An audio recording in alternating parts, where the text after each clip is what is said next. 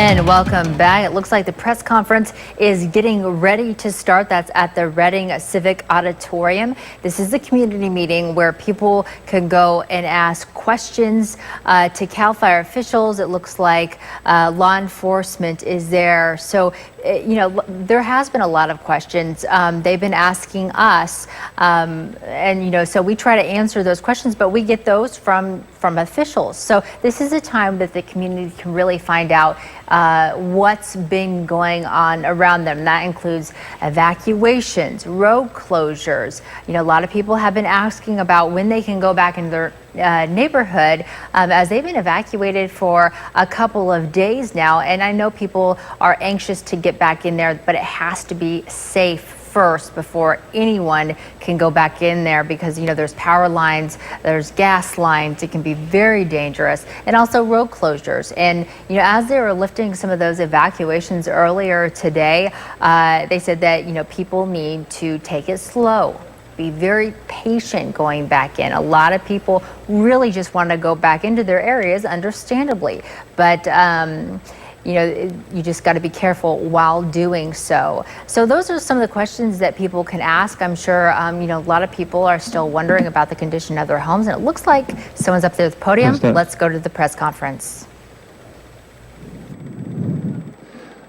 Well, good evening. My name is Jonathan Cox. I'm a Public Information Officer and Battalion Chief with CAL FIRE. I just want to say thank you for joining us this evening for the community meeting here in Reading. Just a few housekeeping items before we get started.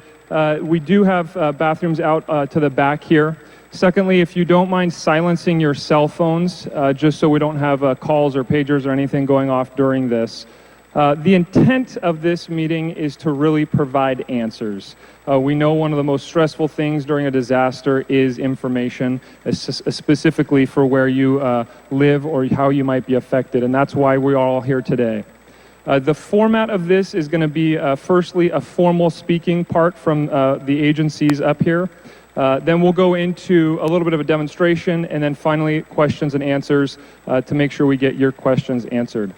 For the media folks who are recording this, please understand that we do have a sign language translator here. If you could keep your shots wide so that she is included in all of your broadcasts. Just for a point of reference, we release information twice a day from the incident. 7 a.m. and 7 p.m., all of the numbers and statistics come out. In between that, news releases about evacuations and repopulations come out at any given time. With that, we have representatives today from CAL FIRE.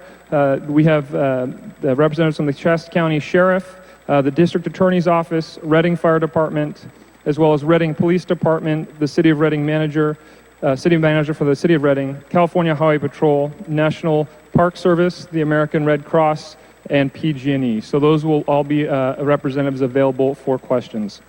To kick things off, we're going to talk about the current situation of the fire with Operations Section Chief Troy Vallon.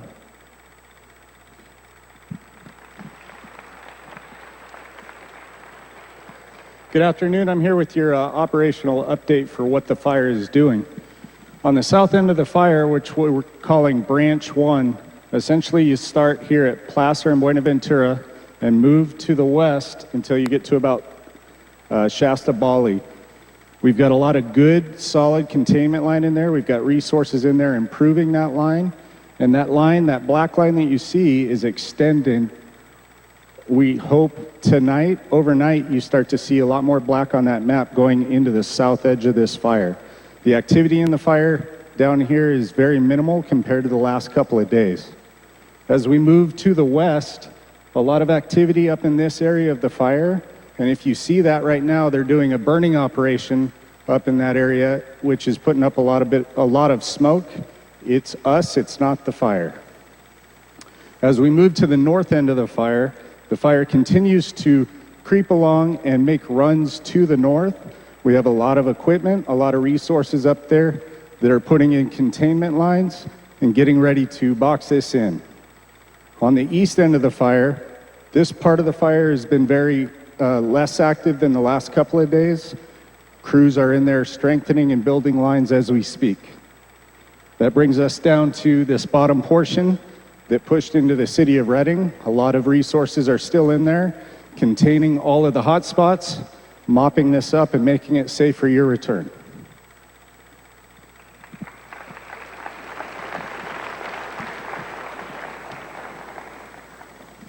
Well, good afternoon. My name is Brett Gavea. I'm the incident commander for CAL FIRE Incident Management Team 1. I appreciate all of you coming out today, as this is a very critical part of what we do with our media releases and getting information out. So I appreciate that very much. First, I just really want to talk about the containment on the fire, and I'm going to kind of focus more around what many of you are here for. You got a good overall of the fire from our operations guys, and Troy did a good overall, but I'm going to kind of stick more around what everybody's here for and talk about the residential areas and a little bit about the process of repopulation. As you heard, a lot of the residential areas down around the city of Reading, that was where a bulk of the homes are. Obviously, we have outlying communities are looking really good. Many of you are asking the question, why can't I get back in? Things look good in the neighborhood, those types of things. So repopulation is a very tricky thing. The fire is not the only hazard to all of you when you're going back into your homes. So we have a working group, if you will, down at the incident base, comprised of law enforcement, fire, all of our public utilities. We have 3 electric companies with Western Area Power Authority, PG&E, and REU. So we're all collaborating, working together. We have Public Works, Caltrans, all the folks that have a stake in making sure that we mitigate all hazards in and around your homes before we let you back in. That is critical so that you feel safe when you go back in, and your families and your children can go back and feel free that there's no hazards that are going to harm you beyond that. So again, fire is not the only piece of that hazard. With that being said, I just ask for your patience. I know it's very difficult, it's very frustrating, and this is a long process. As you may know, this is a monster of a fire that we're dealing with. We're doing everything we can to first get you the information we can, and second, to get you back into your homes. So you'll see some products come out today that hopefully will help you with getting some more information on your homes, and that's a big win for today. So again, a lot of things, a lot of bad things over the last week. We're starting to feel really good about where we're going, but that's a relative term, right? We've been in really bad spots. Things are getting better, and we got a long road ahead, and trust me, we're going to get there. Aircraft are still flying. We get a lot of questions about aircraft. The skies, as you can see, limit us from times. That inversion layer from the smoke that is produced off the fire creates an inversion, and it makes it very hazardous and nearly impossible for aircraft to fly at times. The helicopters are a little bit easier to fly in some air that is not quite as good as what is needed for a fixed wing air tanker. So a lot of times, if the air gets to a certain point, you'll see us using a lot of helicopters because we're limited to that. But we're constantly monitoring the skies over the fire, that when it cleans up enough that we can have the air tankers and the fixed wing aircraft over the fire, they're standing by ready to go, and we launch them. So we're using them at every window, every opportunity that we can. Again, we've had a tough road. There's been huge loss in the community and in the fire service community as well. I can't thank you enough and thank the communities. I can tell you right now, our troops greatly appreciate all of you. We've had an outpouring of support, and it brings them up, it uplifts them, and it helps them get back to work. I'd like to just close with the fact that we are here until the end. We're going to see this through to the end with the communities here, and we're with you. So thank you very much.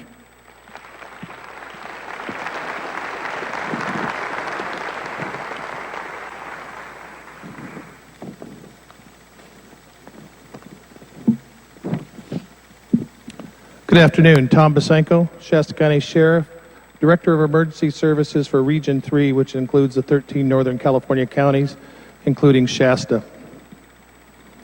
So a bit of an update. We are working with our CAL FIRE and fire operators under a unified command. We also have established an emergency operations center with the city, county, and state partners separate from the fire command, but they're working on separate issues. Our law enforcement, we declared a law enforcement mutual aid, which means I can bring in officers from outside of Shasta County to assist. It includes our local officers here, so we're being assisted by Reading Police Department, Anderson Police Department, of course the Sheriff's Office, District Attorney's Office, and Probation. And then outside, we're drawing officers in from the Northern California counties, Lassen, Siskiyou, Trinity, Tehama, and others that come up here. We're fielding approximately 50 to 70 officers per shift out in the evacuated areas. And those are for patrols and crime control and looking for people that should not be there, and of course, looters.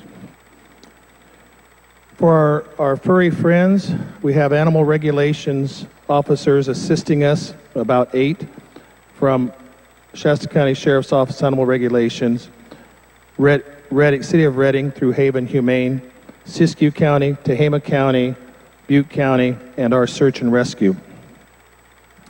There's about 11 total that are assisting there. To date, we have housed over about 1,000 animals, and Tehama County Fairgrounds has opened up their areas for the housing of the animals down there as well. There is some false information that has been put out, and I guess it has been since retracted, that Haven was euthanizing animals to make room for other animals. That is absolutely false. So let me repeat that. That information is false. Haven is in the business of housing these animals and having forever homes for them. So don't believe that false information. The duties of the Sheriff's Office and law enforcement is for the evacuations, which we conducted early on in this operation. We are assisted by California Highway Patrol as well, who brought in about 120 to 140 officers to assist from throughout California. The security controls I already spoke about, and then we assist our fire partners with mapping of the incident and with mapping of evacuation areas. We have established a number of evacuation centers: Shasta College, Cross Point Community Church, Simpson University, Foothill High School, and Trinity High School. And those evacuation centers are staffed and operated in partnership with our friends at the Red Cross. We receive a lot of requests and information for donations of food, clothing, and other items for those that have been displaced or lost their homes. And we ask that you direct those activities to the Salvation Army. There was literally thousands of evacuation notices given. About 38,000 plus people have been displaced as a result of this monster fire. We want you to get back into your homes quickly. Also, as a result of these mass evacuations and people at evacuation centers, people are unable to connect with their loved ones, friends, and family. In cooperation and collaboration with the City of Reading, Reading Police Department, a missing persons hotline has been established.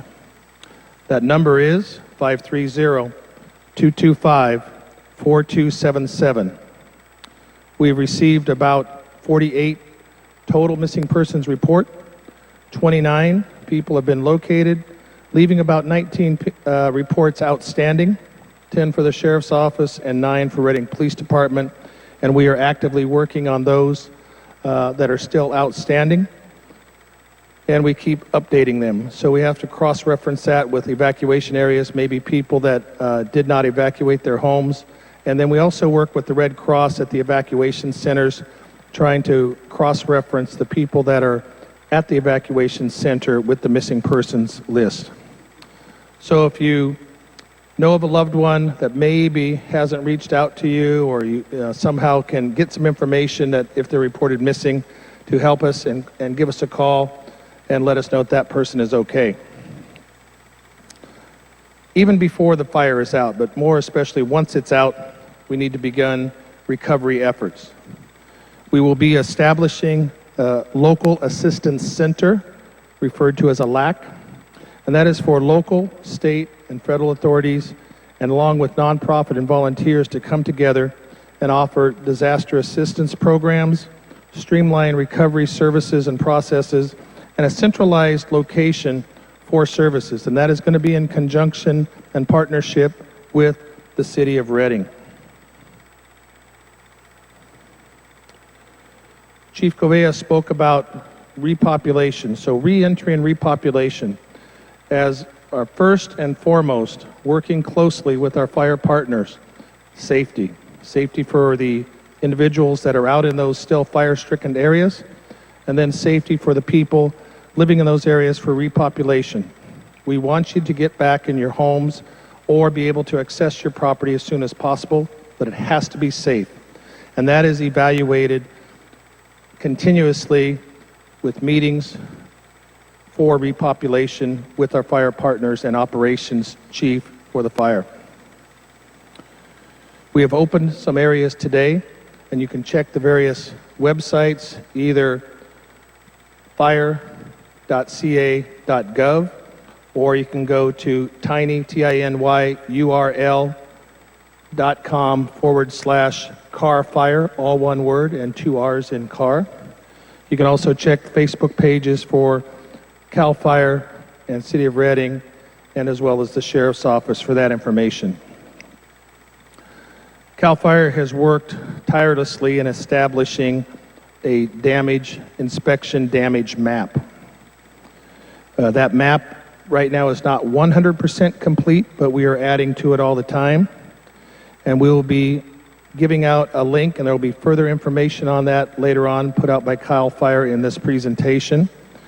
And that is going to be, again, in close working relationship and partnership with the City of Reading in getting that information out, and that'll be through a number of channels such as social media and web pages.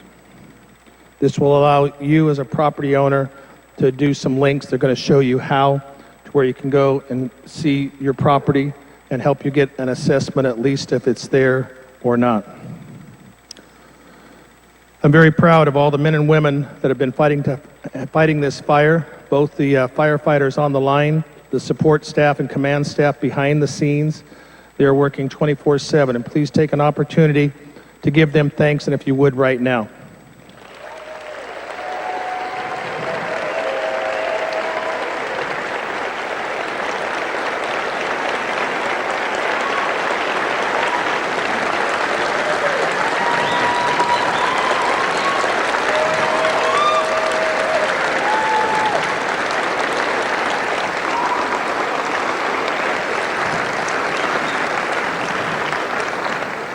Thank you. Quick actions by our public safety responders. Their courage and dedication led to provided lives being saved and quick action. If you see firefighters along, there's a number of signs down at the fairground thanking the firefighters and first responders. And myself and several of the chiefs were out in the field making contact and just saying, thanks, you're awesome, doing a great job. Some of these folks have been working 48 hours straight, and they get down and they get tired. Just that simple thanks makes them smile and re-energizes them to continue the fight. So, go ahead.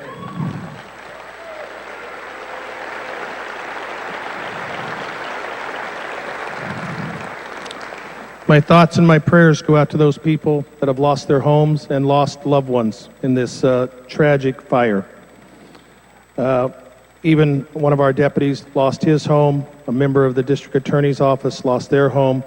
Our own chief of police lost his home as well. And it is affecting many people in our community, but this is an opportunity to come together and support each other and move forward. Thank you very much.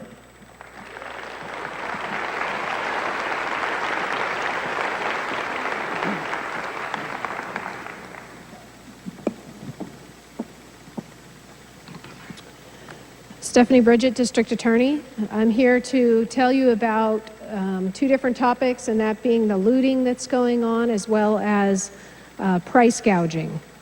I know that you've all been hearing that this has started, and I wanted to let you know that there are resources working on that. As far as looting is going, We're in contact with all local and state agencies regarding what's occurring. If you loot, you will be caught and you will be prosecuted.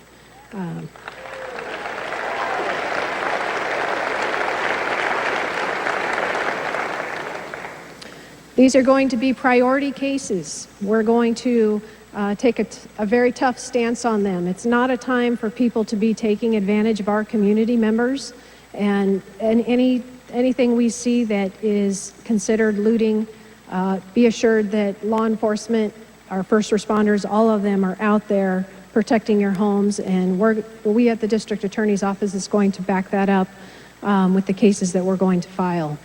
The next area is price gouging. It's not a time for individuals in our community or people who own businesses to line their pockets or get more money by raising prices. There's so many people in our community who have done the exact opposite. They are giving out free food and helping people. It's a very kind and very generous community that we have. Definitely.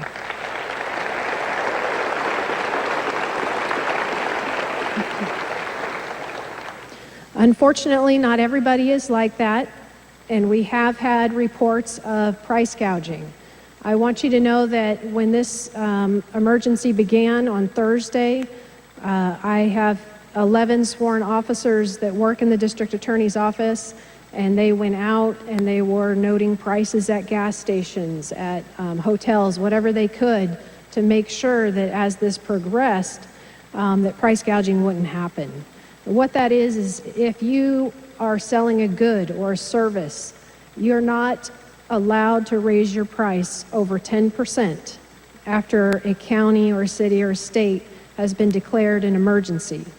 So if there's people out there who are doing that, report that. Report that to police officers. If you can, directly to my office is going to be the best avenue. I have investigators who work in a consumer protection unit who are designed to work on those cases. I've got 5 investigators out today, along with several investigative techs and employees looking into what's occurring. We've received over 60 complaints so far. Some of those obviously can be duplicative, and we're going to vet that out. But I just want you to know as a community that we're taking that seriously, that we are looking into every complaint that's being made, and if we're able to establish a case, and we are going to prosecute that. We are not going to let that happen to our community members.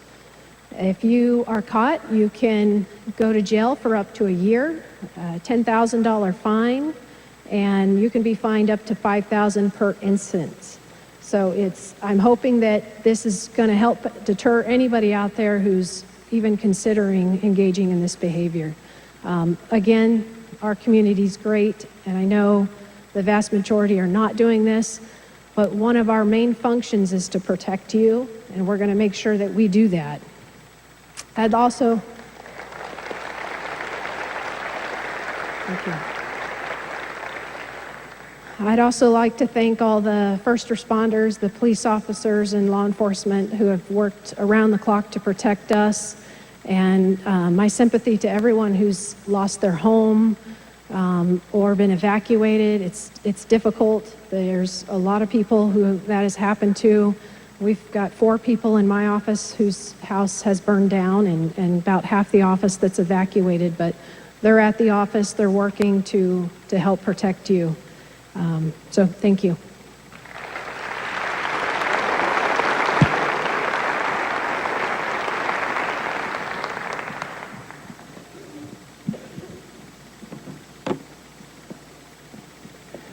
Good afternoon. My name is Colin Kreider. I'm the Deputy Fire Chief with Reading Fire Department. First and foremost, I'd really like to thank the community, fire service, community, law enforcement, EMS, for the tremendous amount of support that we have received this last week. It's been unbelievable, so thank you.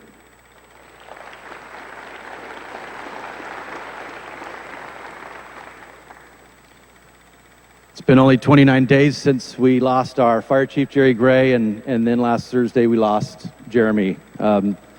a friend and a great firefighter. So again, thank you. Please keep your prayers and thoughts coming for all of the first responders. Thank you.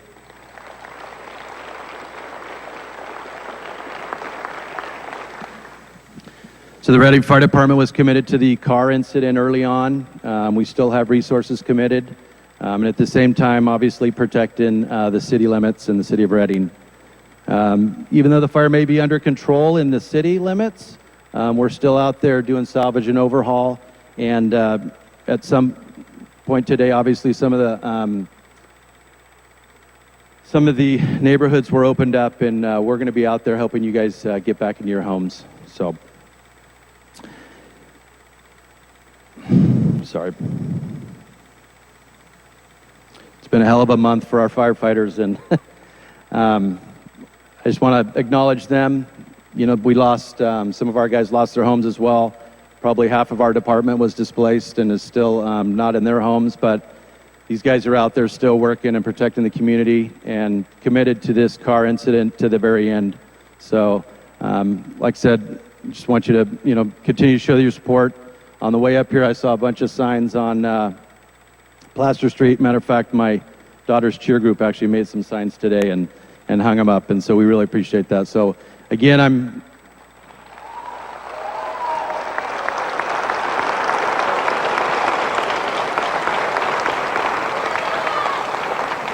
thank you, we love you too. So I'm available for any questions after the speakers, so thanks again.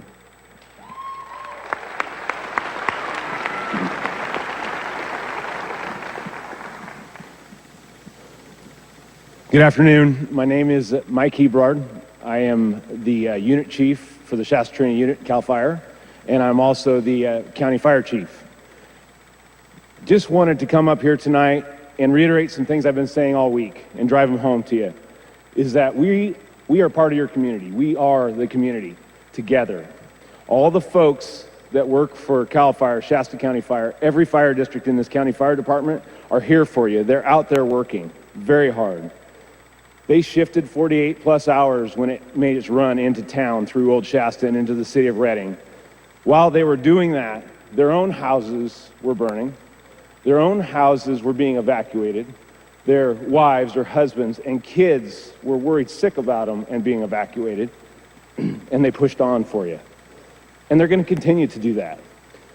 It's certainly gotten harder with the loss of a good friend in Jeremy Stoke. However, they're going to keep working hard for you. And I just want to reassure you that we know it's a weekend, and we know they're tired, and we know it's hard, and we know you're exhausted, and you want to go home, and we understand that 100%. And we're going to work hard at getting you back in your houses and getting you the information you're dying for, and that is my house good or not? We will work towards that and have it for you.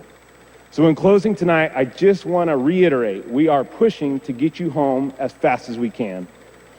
Please be patient. Our entire community is under an incredible amount of stress. And our community needs to show just a little extra understanding and compassion to each other and slow down. And if you feel yourself getting upset and you're just getting the bad feelings out, slow down and try to be understanding with each other, because that's how this community is going to come back together and get stronger.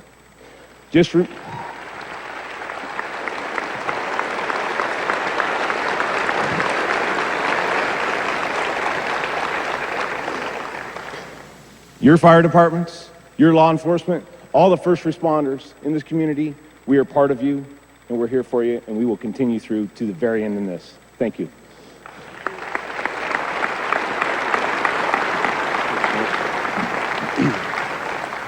Thank you very much. Chief Roger Moore, Reading Police. I want to take a minute to thank everybody out there today. I have seen, well, I took a moment today to drive around the city, and I saw acts of kindness. I heard from all of our business owners. All are reaching out to us, to the firefighters, providing food and water, and we're so thankful. Citizens offering up their homes, sending us well wishes, and just being there for us. And that's amazing, and that's what Reading is all about, and that's why I think we're all here. It's been a rough road the last couple of days with 39,000 people or better displaced from their homes. It's scary. I see a lot of anxiety out there, a lot of anxiousness. I see a lot of friends. We're all in this together, and we're going to get through this. But as I was standing on the corner of Buenaventura at Placer today, everybody that drove by waved. Everybody honked. And that, like we've all reiterated, that's exactly what we need to keep going. We're doing this for you guys.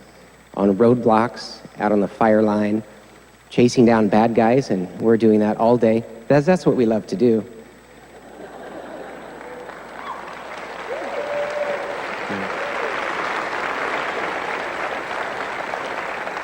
But a sincere thank you. I've had lots of you reach out to me via text, messages, emails, cards, and the well wishes hit home. Thank you very much.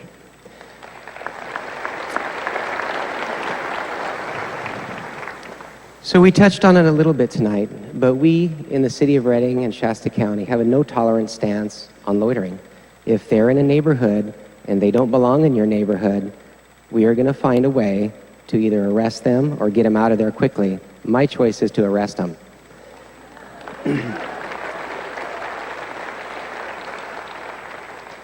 So we have flooded your neighborhoods, our evacuated neighborhoods, with officers. A lot of officers on motorcycles, on foot, in cars.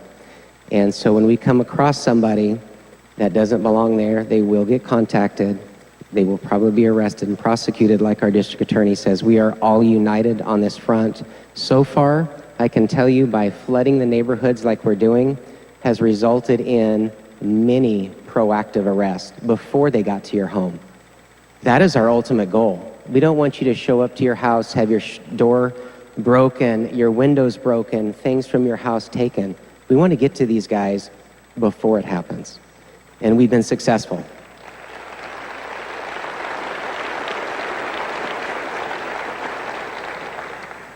If by chance you respond back to your home and you've had something happen to your home, either it's been looted, something's been vandalized or taken, we have set up dedicated resources at our Redding Police Department for you to call. It's a streamlined report because we don't want you waiting. I know sometimes with our lack of resources, sometimes people say, why would I call? Nobody's called me back. And I'm sorry for that. But today we've set up extra resources, dedicated resources for just this, because we want to get you customer service. And I have to tell you, it's very personal when you get things stolen from your home, when you get your home broken into. And I care. Our officers care. And so if something unfortunately happens like that to you, please call. The number, you can call the normal SHASCOM line and just say, I've re-entered my neighborhood after being evacuated, and I'm a victim. And we will automatically direct that right to the right resource. But that's a good question. So I wanted to thank you, and I wanted you all to know that we are out there working hard 24/7. We're in your neighborhoods. These guys are working tirelessly, and we're out there for you, and we care. And after this is all over, Redding's going to rebuild, and we will be stronger than ever. Thank you.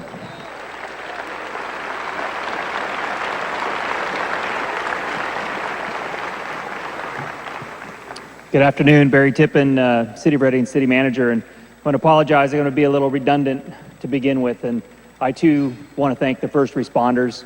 I couldn't agree more with all of the conversation about our local responders, CAL FIRE, Redding Fire, Redding Police, and others who are protecting our community in the face of their own personal trauma and tragedy that they're going through. I've seen that firsthand. I've been with Chief Moore and with Chief Kreider over these last days and witnessed firsthand, the professionalism and their dedication to this community, even at the risk of their own, personal issues that are at front. But I also want to really thank those responders from distance. We met on a tour yesterday with many of them. They were out in some of the neighborhoods, and I was with the mayor and the vice mayor, and We talked to an individual from San Diego that came all the way up here, and one of the things that I hadn't thought about is driving 12 plus hours in one of those fire engines to be here. Not only here, but it's 112 or whatever it is, and in all that gear. And they're from San Diego, remember. But they're here doing our work for us, and I can't thank them enough for that.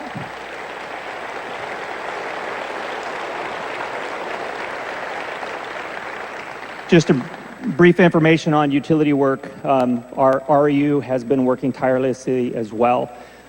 There was a considerable amount of damage, as you can imagine, to our power resources. We've contracted with fellow public utilities. We've got 10 new crews up here working day in and day out to restore that power. We're actually down to under 500 homes without power.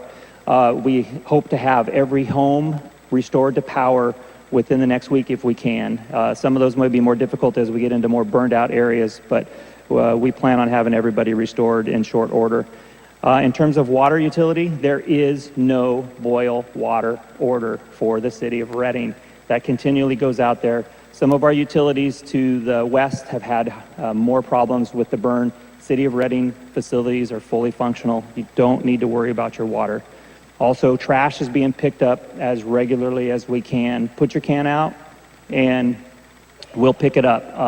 We're even trying to get looped back around. So some of the areas that were open today, I think their trash day was today or yesterday. So we're trying to loop back around and pick those cans up. So solid waste is working hard to also get that refuse away from those homes that weren't damaged.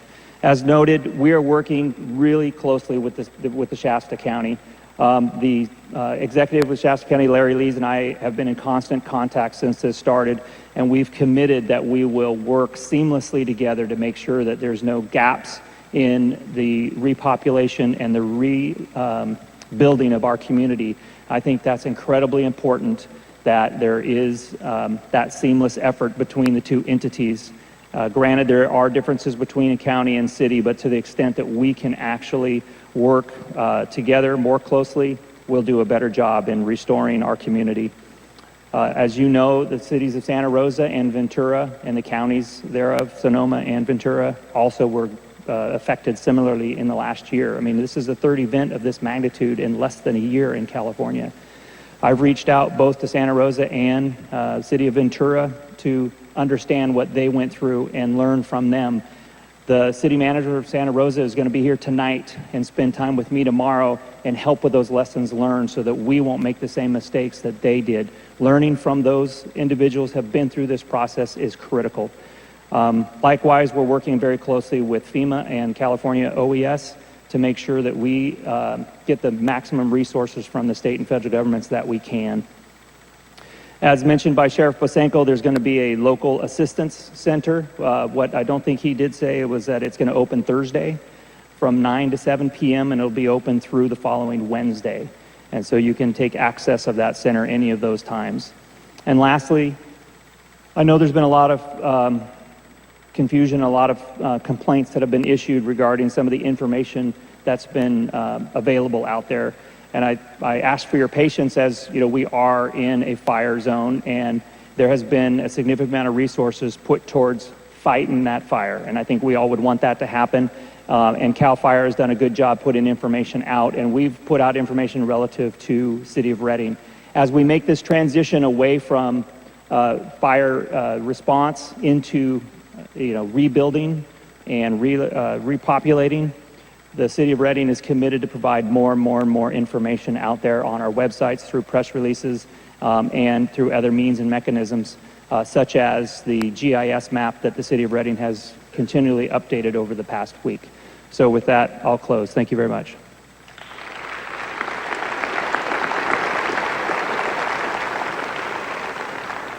Thank you. So I'll try not to reiterate what has been previously stated by eloquently stated by your community leaders. But one thing for sure is I'd like you to know that our prayers and thoughts go out to all the community who has been so drastically affected by this incident, and especially to those members of our community and those 2 firefighters who have paid the ultimate sacrifice. I'd like you to know that the California Highway Patrol is committed to this fight to the end, and we brought to bear and offered for assistance all of our resources to Sheriff Pasenko and Chief Moore. And I'd like to say that it's been a true pleasure to watch how your community leaders have came together as a team at the federal, state, and local level and worked so cohesively to take on this challenges that this incident has presented.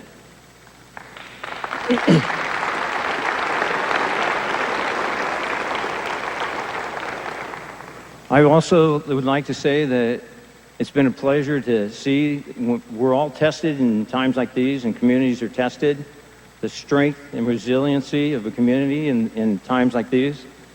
And it's come forward to watch how you have come together to help each other's neighbors, those who have been displaced and lost their homes, and the volunteers and offering of assistance. And I would just ask that that continues as we continue this fight to try to get those displaced back safely into their homes, that you be patient with us, because obviously we want to do it when it's safe.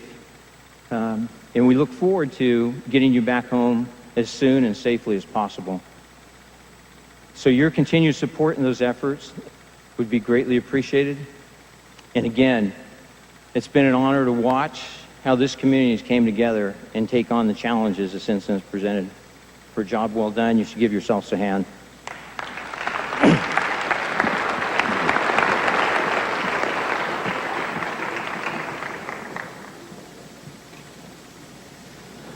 Good afternoon. My name's Ron Quigley. I'm Regional Administrator with the California Governor's Office of Emergency Services. And my team has been up here since day one of the incident in multiple capacities. The first capacity is on the emergency management side. We deployed 6 staff up here in support of the county emergency operations center to be a conduit between the state and the local level to provide critical resources that were needed in the beginning of this incident with mass evacuations. We were able to provide some support between the state for shelter resources, shelter support teams to come up in support of those shelters and of those that were evacuated. In addition to that, we provided some of our law enforcement branch and fire branch. Law enforcement worked with Sheriff Pasenko to coordinate law enforcement mutual aid resources as well as National Guard resources. So a little bit about me. I'm a regional administrator, but I'm from Siskiyou County, and I grew up in Redding, and I have many friends down here, a couple that have lost their homes, a couple that were lucky enough to have their homes saved by the heroic efforts of our firefighters. So to everybody up on this stage, I just want to say thank you for all your work. It's phenomenal.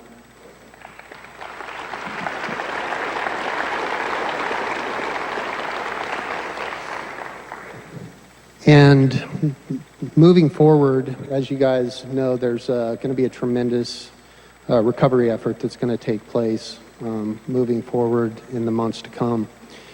We are coordinating and we are going to be working with Shasta County and the City of Redding in a cooperative effort to make sure that as we go through this recovery process that the state is here as a partner, and we will be committing staff to be here regularly, weekly, until we reach a point where everybody's able to get to a point where they can step forward and move forward from this event. With that, one of the first steps of that was the Local Assistance Center, which you guys have heard about. I wanted to let you know a couple of agencies that will be participating at the state level at that Local Assistance Center. Those departments will include DMV, the Contracting License Board, the Department of Insurance, the Franchise Tax Board, and the Employment Development Department. They will all be there during the duration for any kind of support that you may need. So that's all I have. Thank you, and God bless.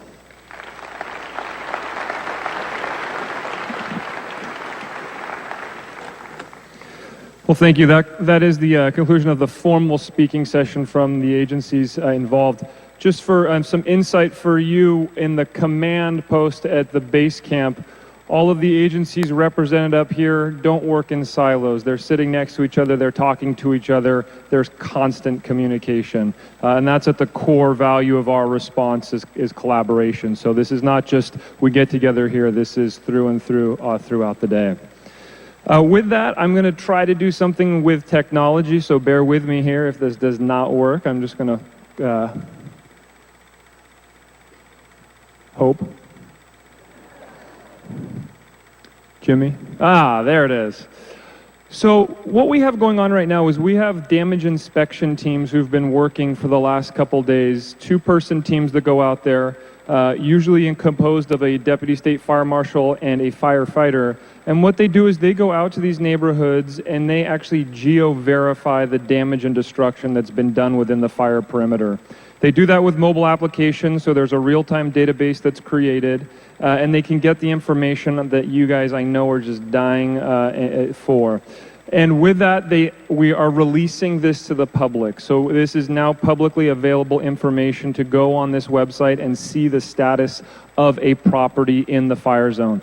I will put the disclaimer out there that they are still working. So there is a possibility, a strong possibility, that this is going to continually change until we formally say that we've concluded the formal damage inspection process.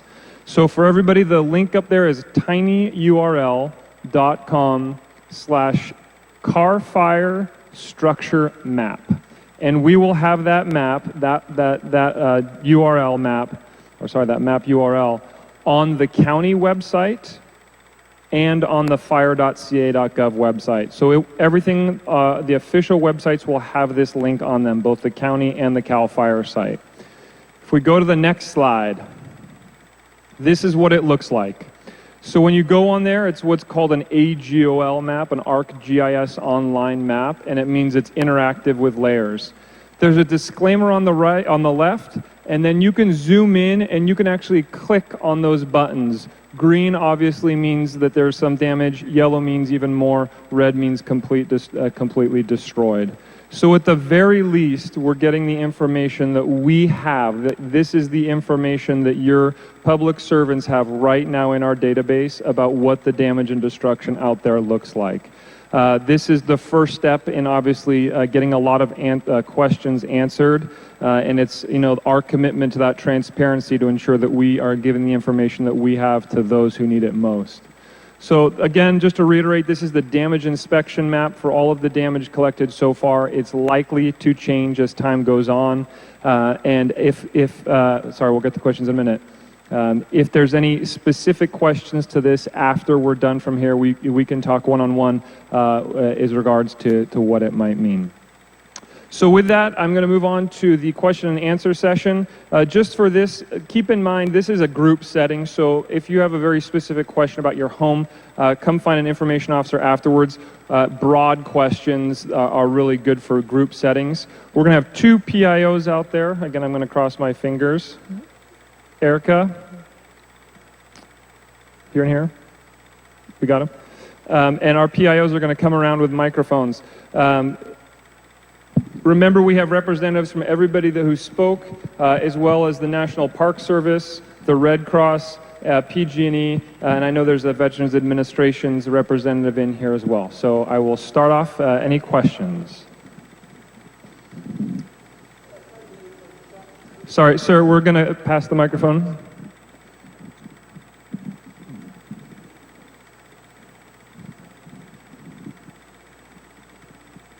Yes, I have a question for the sheriff.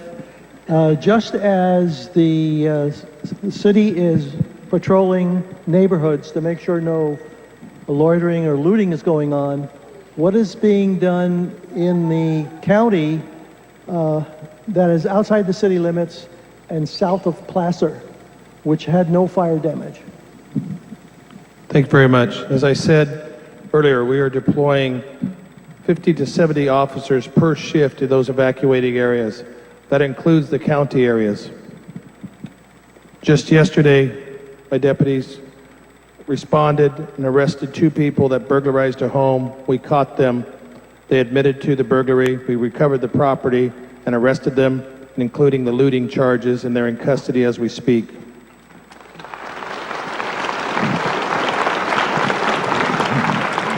At other times, both the City of Reading police officers, Shasta County sheriffs, they've made arrests of others that have been in these communities in these evacuated areas and been arrested either for outstanding warrants or other charges. Those have probably led to preventing looting and burglaries. We do not want you to be victimized twice for the fire and then these criminals coming into your neighborhood and then victimizing you again.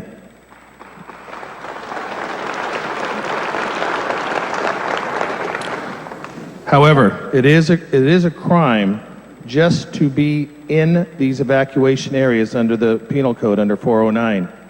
Some people have chosen not to evacuate.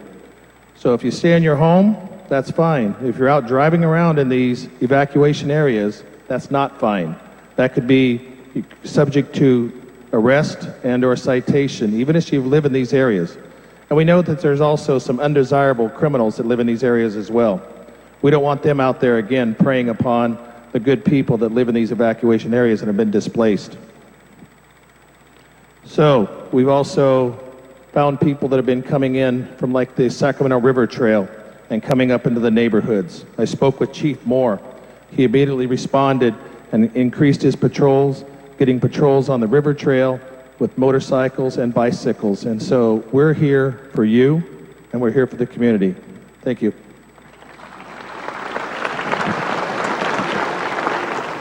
Could you please give us the information on how we can locate and contact the local assistance center, and also a phone number for the DA's office if we could report the price gouging? The DA's office is 245-6300 for the general business line.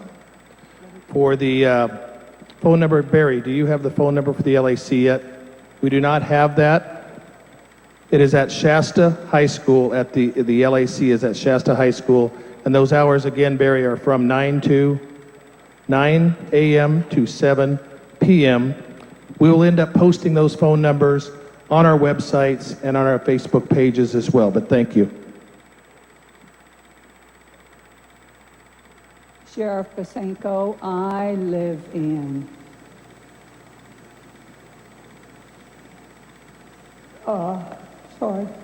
Branch 1, and I'm within the red line, and I've missed your link to repopulation. So is it a telephone number we can call, or is it a website that we can access? And I apologize, you're a little bit soft-spoken, so you're asking for when the repopulation occurs, how are people notified? Right.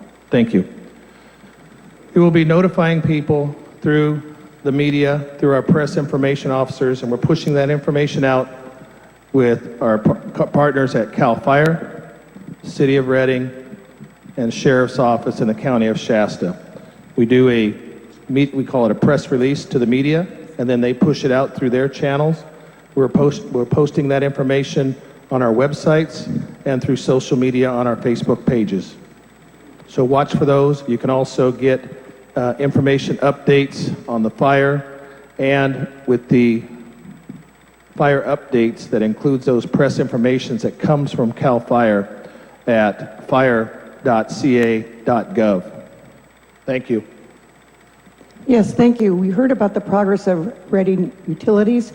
Can a spokesperson talk to us about what PG&E is working on? I'll have a representative from PG&E come up here.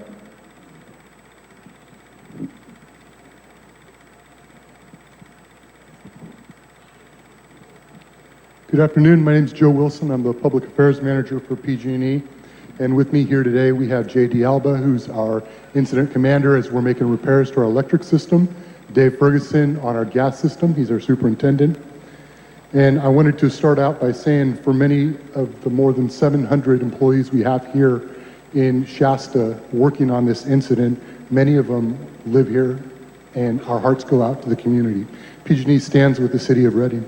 In the first few days after this incident began, our focus was on doing the work that we needed to do to keep it safe for first responders, both law enforcement and firefighters. In the past few days, fire officials have given us the access to areas that the fire has moved through, so we're starting to begin assessment of the damage to our equipment and make repairs as we're able to. So far, we've identified 1,045 locations where damage has occurred to our poles, our transformers, and our wire. Right now, we have 3,896 customers who are without electric service and 104 gas customers without service. We've established a base camp at the north end of the airport, and as of this morning, we have 734 PG&E employees and contractors working to try and get the lights back on as quickly as we can. So, some things to expect. In areas where the fire affected gas service, we're visiting homes and businesses, installing equipment to control the gas at the meter. Once we've tested the line serving your neighborhoods, we'll come to each home and business and do some gas safety checks. For electric customers, we're working to restore service to those whose homes and businesses were not damaged by the fire and those outside the fire footprint. And our goal is to be able to restore as many customers as possible, so when it's safe for you to return home, you'll have the services that you need. And then when you're allowed to go home, we will also have customer service representatives in the area to answer any questions that you may have. And lastly, I just want to thank you for your patience as we work hard to restore the damage that we've had.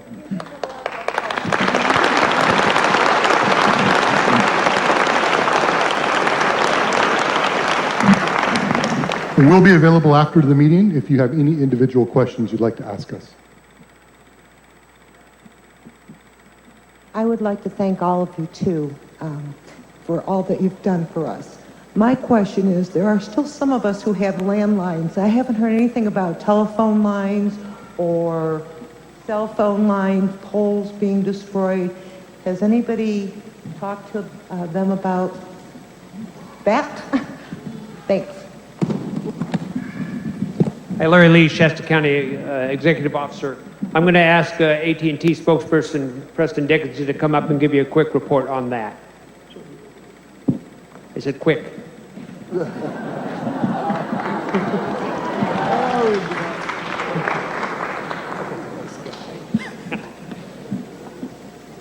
Hi, everybody.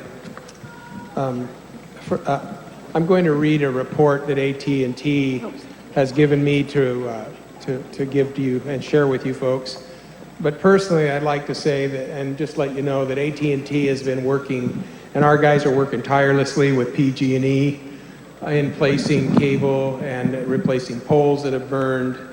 I'm either on a conference call throughout the day or I am gathering information on the evacuation center. So I lived in Reading for 10 years, and I met my wonderful wife here, and we moved to Chico, but our hearts are still here. So very, very sorry for the tragedy that you folks have gone through. I'd like to thank CAL FIRE and Cal OES for continually working hard in hand with us to protect our network infrastructure to keep folks as connected as possible during this and other fires across the state. I'll give an update first on our network, then our community response, and then offers we have made available for affected customers. Our wireless network, we were able to get out ahead of the power shutoffs on Thursday night and made sure we had generators placed all nearby cell sites. Our network is performing well except for 2 sites that were in the burn area. This is only affecting coverage in the burn or evacuated areas at this time. We are working on solutions for both impacted sites. We just gained access and are placing cable to support a COW, which is kind of a temporary wireless antenna at one location, and we are placing cable and making repairs at the other. Our wireline network, we do have some damage, obviously, in the fire-affected areas. We're in the process of assessing that damage now. Conditions are challenging. We actually replaced some poles in the French Gulch, Weaverville area earlier this week, but then the fire came back through and destroyed the work we'd done. So we're monitoring closely to see where we can get in, but we have to make sure it's safe first. On a community support, we have teams at 4 of the shelters: Shasta College, Cross Point Community Church, Simpson College, and Trinity High School. We're providing charging stations, Wi-Fi, loaner phones, water, and customer support at each shelter. Customer offers for those that have been affected by the fire. Please check our wildfire blog and Twitter page for more details on this. In a nutshell, we're providing free data, talk, and text to wireless customers in the next week in a fire-affected zip codes. For TV and internet customers, if you have equipment that was damaged in the fire, please call customer support to let us know it was damaged in a natural disaster, and we will not charge you for it. For home and business phone customers, we can provide free remote call forwarding and a number of other waivers. Please check our wildfire page later today. That link should be added today to that page. We also have a special offer for folks who are landline only, meaning they don't have a cell phone. If you've been displaced and don't have a cell phone, we are providing free AT&T prepaid phones with $25 of text, data, and talk. These are available at our Reading retail store, not the authorized retailer, and should be available at the shelters later today as well. We also have loaner phones for folks who may have left their phones at home when they were evacuated. Our hearts go out to the community. We have a number of employees who have been evacuated as well, and some have lost their homes. We are also taking care of them, but we're here for the entire community as well. Thank you for the opportunity to give an update here. I'm available for questions afterwards if anyone needs. One more on the Thank you, and just for some clarification, there's an entire group of utilities, law enforcement, fire, and representatives who have some sort of stake in an area that needs to be repopulated. So all of these representatives are talking together in that repopulation group, and they're one component of what we have to basically certify before we can actually let people back into those areas. Hi, I'm a resident of Summit City, and we've been displaced since Thursday night. There's been power and water restored to Summit City, was actually part of Shasta Lake, but we're still not allowed to go back into our homes. We have friends that decided to stay. There's been no active fire, no structures burned, and we're still not allowed to go back to our homes. My father's 84, he's disabled. His house has been set up for him, and he's not being allowed to go back there. He's been in a place where he's very uncomfortable. He's been in a wheelchair for 5 days straight, and I want to know, when can we go back home to Summit City, where there's been no fire, no damage, there is power, there is water, so when can we go home? Thanks. Again, Brett Gobea, Incident Commander. We're working very hard right on the other side of the river from Summit City. A lot of people don't realize that the topography and how the river runs very close up there. We're still trying to secure the eastern flanks of that fire over there. We still have a threat of that fire spotting across that river, and it would come out right around Wilson, or I just drew a blank, sorry. It would come out right near the Summit City area and run through that area. So those are things that we're assessing every day with the working group that I spoke about earlier.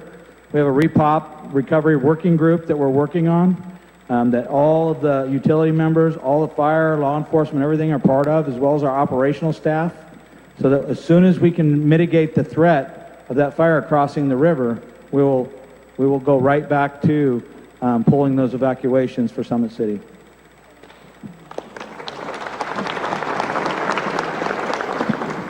I have a question. Perfect. We have time for about 3 more formal questions for the group, and then we're available for breakouts, individual information officers and representatives here. So do 3 more. Okay, I represent those of us that have lost our homes. My question is this. Is there any kind of an online community for those of us that are starting to navigate this process of insurance and all the things that we have to go to, hundreds of telephone calls and waiting in line and all the things that we have to do?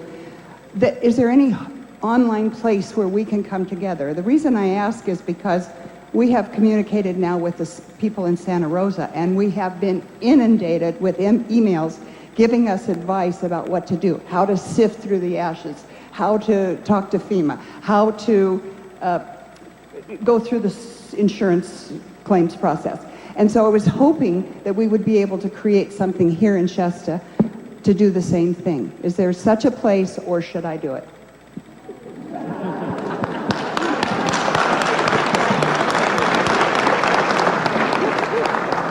Very good question. I do sympathize if you have loss, and part of it is you'll probably require a large bottle of aspirin as well, because there's many headaches there. However, that's why we have established the local area assistance center, and that's located at Shasta High School between the hours of 9 and 7 p.m. Barry, is that going to be 5 days a week or 7? It'll be open 7 days a week, 9 a.m. to 7 p.m. for you and the community to help get you some guidance and assistance in navigating through this difficult time. Thank you. And Larry Lees. Just clarifying the local area assistance center, it is going to be at Shasta High School for 7 days. It will move after that. We'll continue to have one in place. We do not have that new location yet. But for the first 7 days, starting this Thursday, 7 to 9. 9 to 7.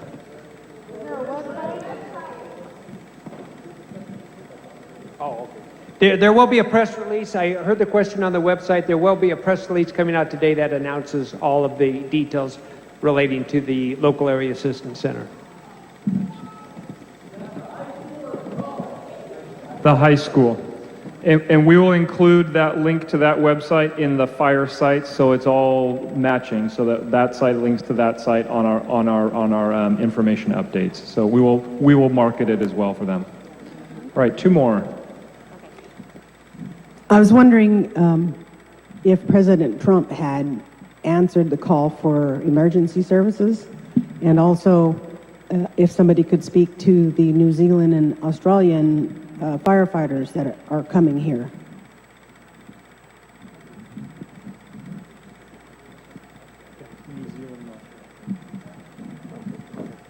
As it relates to the Washington, D.C. and the White House, they actually communicated with my office on Saturday.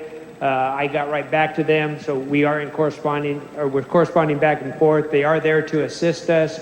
We are going for federal declarations so we can get some financial assistance also. So they're very much involved, and they have responded every time we've reached out. I will say that they reached out to us first.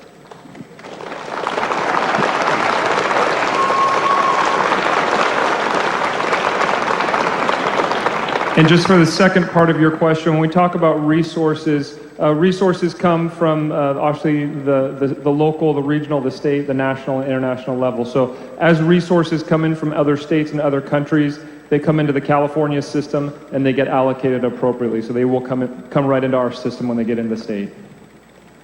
One last question, and I'm sorry to cut off the formal conversations. You can also sympathize with, these are all of the commanders of 3,300 people out there right now. We do have a team here to answer any additional questions, but we do still have a big firefight going on out there. So one more. My question for the person in charge of this fire.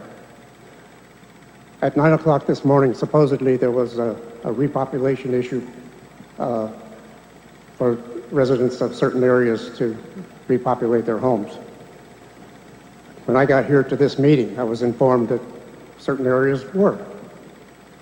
I left this meeting to go check. I was denied entry to one of those subdivisions. My issue is with the communications. If that proclamation went out at 9 o'clock this morning, at 5 o'clock in the afternoon, how come Highway Patrol has not received that information? So thank you, sir. I had a little bit of a hard time hearing you on that question. I'm hearing you that you didn't receive the information. Is that correct? At the checkpoints. California Highway Patrol has not received the information that was put out at 9 o'clock this morning. Thank you. And one thing you can, I appreciate that being frustrating. The phone number that we provide on there, calling in and asking, and if you don't get through and get an answer, either call the media line or try again. But if this is an issue and we get the feedback, we can take that in and run it through our process. After 2 o'clock this afternoon, I called the number 225-2510. They did not verify that that information had been received by whoever was answering that phone. As Mr. Cox said, if we become aware of those, I received some initial information this morning of miscommunication between the areas that we'd opened up and the roadblock checkpoint areas. We got that communicated to our command post, and that was re-communicated to the checkpoints so those areas could be opened up. If we become aware of those areas where that hasn't received yet, oftentimes the officers have cellular communications with their supervisors and the command post, and we should be able to clarify those up there at that time. So thank you very much. Also, I'd like to thank, we have our local legislators for the state and federal here with representatives from Brian Dolly's office, Ted Gaines' office, and Congressman Moffitt's office, and they were engaged in this incident from the very beginning, so I'd like to thank them for their participation, seeing what needs that we have here in Shasta County and taking care of us. Thank you.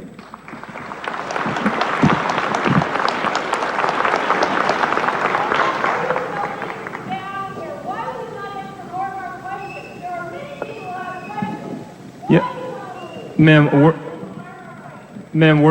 trust me, there's a group of us who are not leaving here, and we will absolutely speak with you and answer your questions.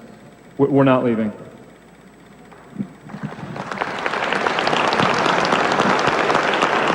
So we'll definitely speak with you.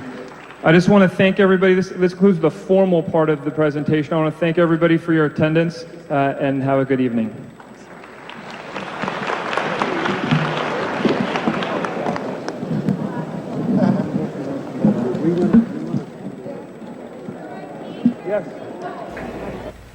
All right, and that was the press conference at the Reading Civic Auditorium. I'm going to give you a quick recap of that press conference. However, we did receive a repopulation notice from CAL FIRE. They did say evacuation orders have been lifted and residents may return home in the following areas. And that is Douglas City and communities along 299 East to Poker Bar Road, Poker Bar Road northwest to Union Hill Road. But they did say that 299 will be closed at Poker Bar Road to through traffic. So again, evacuation orders have been lifted for Douglas City and communities along 299 East to Poker Bar Road and Poker Bar Road northwest to Union Hill Road. 299 will be closed at Poker Bar Road through traffic. So in the press conference, they spoke about repopulation. They did say to mitigate all hazards around homes before letting you in. So they have to make sure that it's safe.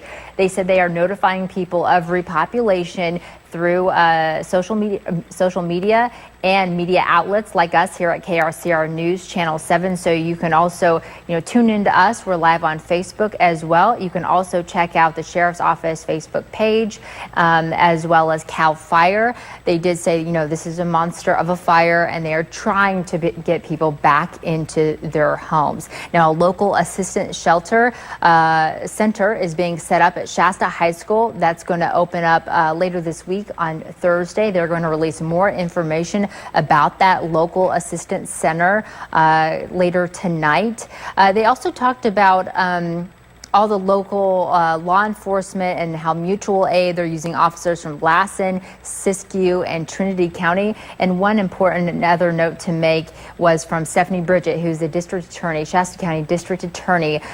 She says that they do have resources working on price gouging and also looting. They had a few reports of price gouging to the Shasta County District Attorney's Office, 60 complaints so far. They are looking into every complaint that is made. She said that it's jail up to 1 year and a $10,000 fine. So if you need to report price gouging, just call the Shasta County District Attorney's Office. Also, the city manager, Barry Tippin, spoke. He said that under 500 homes remain without power, but they are working to repair their systems that were damaged in the fire. He did say that there is no boil water order for the city of Reading. So that's no boil water order for the city of Reading. And trash is being picked up as usual. So those are just some of the highlights from this recent press conference. Of course, we'll have more information here in just a little bit, but we're going to go to Rob Elvington in the Weather Center. Hey, Rob. Hey, good evening, Allison. I want to start off by showing you this. This is the fire temperature product from the GO16 satellite. We show this more to pick up fire activity rather than, let's say, just plain old mapping. So again, this is used for analysis of what's happening right now. This animation's over the last 2 hours. You'll notice it's a little bit jumpy, so it looks like we've got a few missing frames.